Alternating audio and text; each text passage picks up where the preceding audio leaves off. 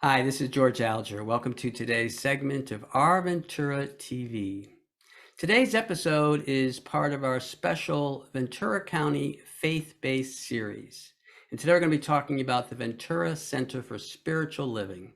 And joining us is Reverend Bonnie Rose. Welcome, Reverend Bonnie. And can you tell us about the core beliefs of your church? Thank you, George. Thanks for that beautiful introduction. Yes, about the core beliefs. So we are an interfaith spiritual center, which means that we bless all paths to spirit.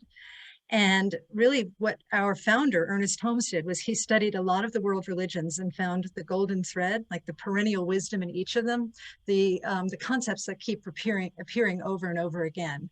So one of the things that we believe is that God is love, and that God is all there is, that God is omnipresent. Another way of saying that is that love is all there is, and that love is omnipresent, even when it seems to be hidden sometimes.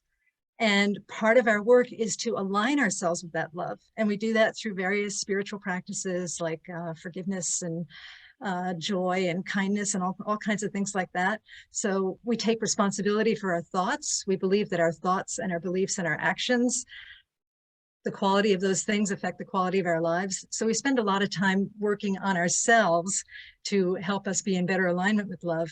And then we also believe that the work on ourselves has a ripple effect and it blesses the entire world. So it's self-discovery, self-examination, working on ourselves, and trusting that that work ripples out into the world and blesses everyone. Well, very good. I think you even alluded to some answers to this next question, but perhaps we can just elaborate on it. Could you provide examples of benefits to participants? Yeah, well, we have a lot of stories about how people's lives have changed for the better, simply through practicing greater compassion. And we also include compassion for the self, because so many of us have a past or things that we've done in the past that have caused us to feel ashamed or hateful towards ourselves. So we practice self-compassion as well. So compassion, people get more compassionate. Parents find that they're better parents and that they have greater understanding for their children. The acts of kindness have a profound effect on people because it's something, everybody wants the world to change and get better, but doing simple, tiny acts of kindness can make a huge difference in our lives. In the receiver, certainly, but also the giver of kindness has a huge benefit by practicing these tiny acts. Also, our community is very warm and loving, so people here experience a high level of acceptance and a high level of welcoming. And we just support each other in being the best people we can be, and in being kinder and more compassionate, having greater integrity.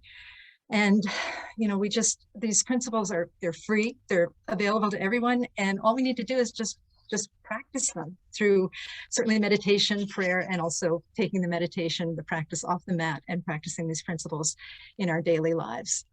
Let's see, we're also cultivating a youth program. So if people have kids, they can bring their youth to our program. The focus of the youth program is on kindness and also acts of service. So we have our youth doing an active participatory event every month in our sanctuary where they read a story to us, or they do a play, or they sing a song or something like that. Another benefit is that we're a very joyful, celebratory spiritual teaching. So we have a lot of joy in our sanctuary, and sometimes we even have live animals in our sanctuary because we're kind of an animal-oriented tradition. A lot of people make our center the destination spot for their Christmas Eve service because we have a farm animal parade in the sanctuary in the church on Christmas Eve. Wow. Yeah, it's cool. Yeah, that is Yeah, cool. it's really cool. Could you provide some examples of community benefits? Yes, yes. So how we benefit the community, I understand. Yes, That's my the understanding. broader Sure. community. The broader community, yeah. Yeah. So we volunteer at several homeless organizations, Family to Family for one, also Lift Up Your Voice, which helps rehome people that have lost their homes. We also, we work with Step Up Ventura. We have people that are volunteer readers for Step Up Ventura, which you may know is a daycare center for children who are impacted by homelessness. And we do toy drives for them, and we do some fundraising for them as well. We're a haven for many recovery groups. People use our space for 12-step and other recovery groups. We make various donations to global and local organizations that are doing good in the world. Donations of funds, but also donations of service or just like when we procure toys for Step of Ventura for their Christmas, for the children, and also for their families, for the whole family. We also have a global presence. We have a strong connection to a service organization called servicespace.org. And that's a global organization that is leveraging technology to build a culture of compassion and kindness and generosity. So I teach a lot of classes for them. A lot of our people attend or volunteer for them. A few years ago, we brought 17 children from India, 17 underserved children from India. We brought them to the US because they were learning about spirituality through theater. So they performed their show for us, and we supported, we funded their tour. The other thing that we're doing right now for Ukraine is that we have a volunteer that makes this Ukraine jewelry, and we offer it on a donation basis, and 100% of the proceeds goes to UNICEF for children that are struggling in Ukraine. And that's some of it. That's not all of it, but that's some of it. Thank you, Bonnie. Sure. Can anyone visit the Ventura Center for Spiritual Living? Yes, absolutely. We welcome everyone.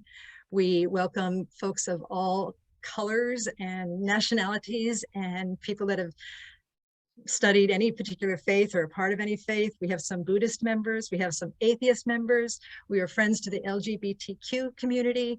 We welcome you, whatever your political affiliation is, I think, whoever you are, with all of your strengths and all of your frailties, we open our hearts to you and we welcome you.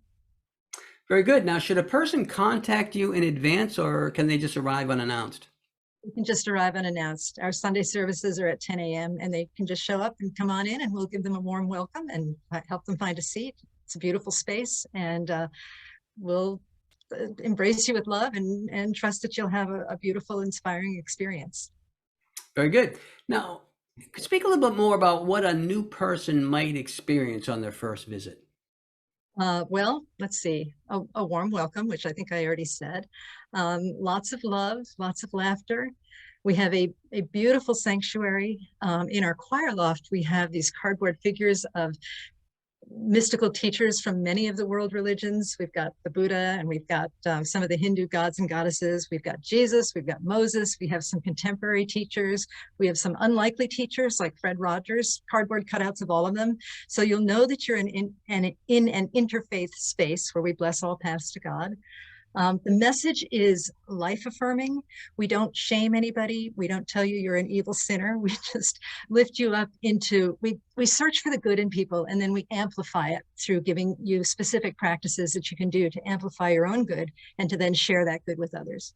The other thing too is that most of the time we offer really great music. We have very talented musicians that come and play for our service. And then after the service, we have hospitality where you can come and join in with the congregation, meet some people if you like. We have a bookstore. We also have a table of free books and free puzzles that we give away. We have bunny rabbits in our backyard that we have a gigantic rabbit, we call it the rabbitat. It's a habitat for rabbits, and beautiful gardens. And we just encourage you to come and partake of all of that. It's really a center of love and a center of joy. Thank you, Bonnie. Could you share the website so viewers could go there for more information? And if you have a summating message or a parting message for the viewers.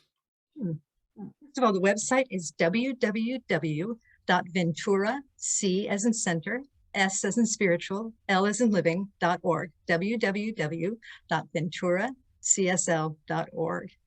And then the parting message, I would say to look within and recognize that you have value, that you're here for a sacred, holy purpose, and that God loves you just as you are. And you may have done things in the past that you regret, but that can always be changed. You can always change your course in life.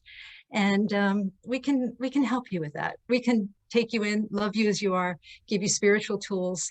And again, I think the things that really, the practices that we promote the most that really help you change are things like kindness, forgiveness, self-forgiveness, compassion, gratitude, and integrity, taking responsibility for the quality of our thoughts.